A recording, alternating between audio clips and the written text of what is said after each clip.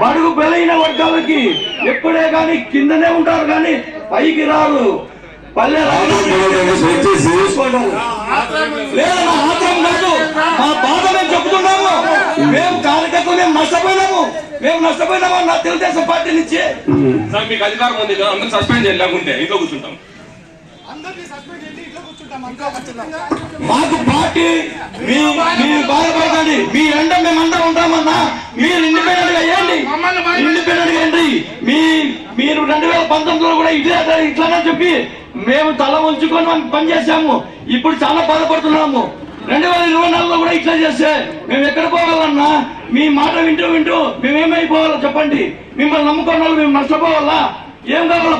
Party అని చెప్పి మేమేమైపోయాం చెప్పండి అన్న. మీరేను పార్టీ సిద్ధాంతాలు అని చెప్పేసి మీరు ఇట్లే మాకు చంద్రబాబు నాయుడు ఎందుకు చేస్తాడు, నారా లోకేష్ గారు చేస్తారు అని చెప్పేసి బీసీలకి టికెట్ ఇస్తామని చెప్పేసి రాత్రి ఏమైందన్నా? ఈ బీసీలు ఏమైపోయారు? టికెట్ ఇవ్వకుండా అనౌన్స్మెంట్ ఏం చేశారు చెప్పండి అన్నా.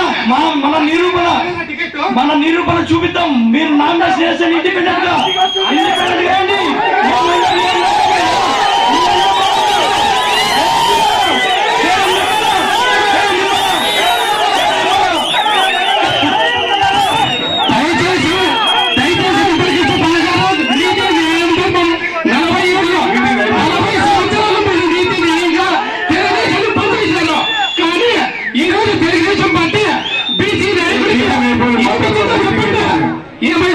ఇది చెప్పే మాకు ఇట్లా చేశారు మీరు. ఖచ్చితంగా అధిష్టానం దిగొచ్చేంత వరకు తగ్గేదే లేదు. మీరు చెప్పినట్లు మేము విన్నాము.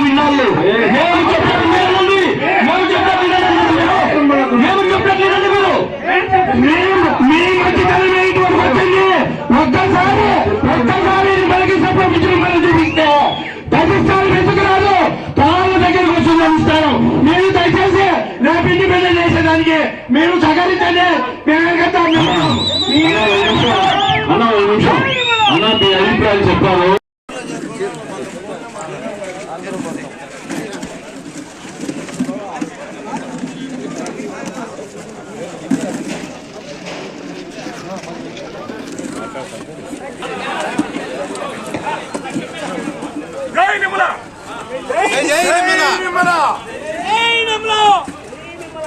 జై నిర్మల.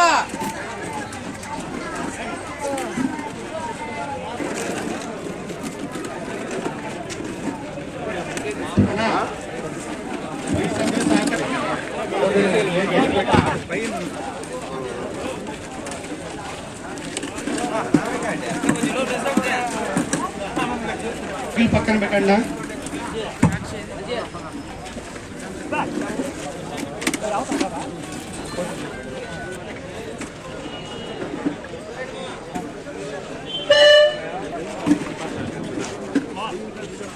కొంచెము జనాలు కూర్చునేకి ఇబ్బంది అవుతుందన్నా, దయచేసి బైకులు తీసేయండి నాడ.